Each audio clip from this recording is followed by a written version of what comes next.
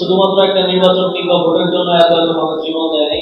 এত দ্রুত নির্বাচনের জন্য এত মানুষ শহীদ হয়নি। দেশের সংস্কার শেষে সরকার নির্বাচনের দিকে যাবে বলে মন্তব্য করেছেন অন্তর্বর্তীকালীন সরকারের স্থানীয় সরকার, পল্লী উন্নয়ন ও সমবায় মন্ত্রণালয় ও যুব ও ক্রীড়া মন্ত্রণালয়ের উপদেষ্টা আসিফ মাহমুদ সজীব ভুঁইয়া।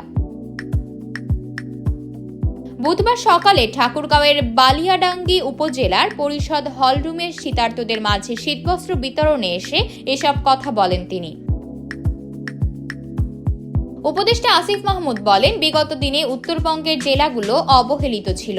বর্তমান সরকার এসব জেলা উপজেলাগুলোতে উন্নয়ন কার্যক্রম করা হবে বলে জানান। বালিয়াডাঙ্গি উপজেলাকে ন্যাশনাল স্ট্যান্ডার্ডে নিয়ে যাওয়া হবে। সেই সাথে উপজেলা লাইব্রেরি স্থাপনের জন্য 50 লাখ টাকা বরাদ্দ ঘোষণা দেন তিনি।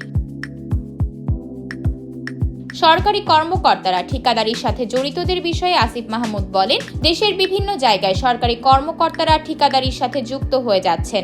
এসব নিয়েও আমরা কাজ করব। গণ অভ্যুত্থানে জেলার আহতদের চিকিৎসার বিষয়ে উপদেষ্টা বলেন, আমরা আহতদের সাথে বসে গল্প করেছি। তাদের চিকিৎসা নিশ্চিতে আমরা কাজ করে যাচ্ছি। দ্রুত সময়ের মধ্যে আমরা তাদের চিকিৎসা নিশ্চিত করব। এ সময় জেলার অতিরিক্ত জেলা ম্যাজিস্ট্রেট মোস্তফা সরদার শাহীন, অতিরিক্ত পুলিশ সুপার লিজা বেগম, বৈষম্য বিরোধী ছাত্র আন্দোলনের সমন্বয়করা সহ শীতার্তরা উপস্থিত ছিলেন।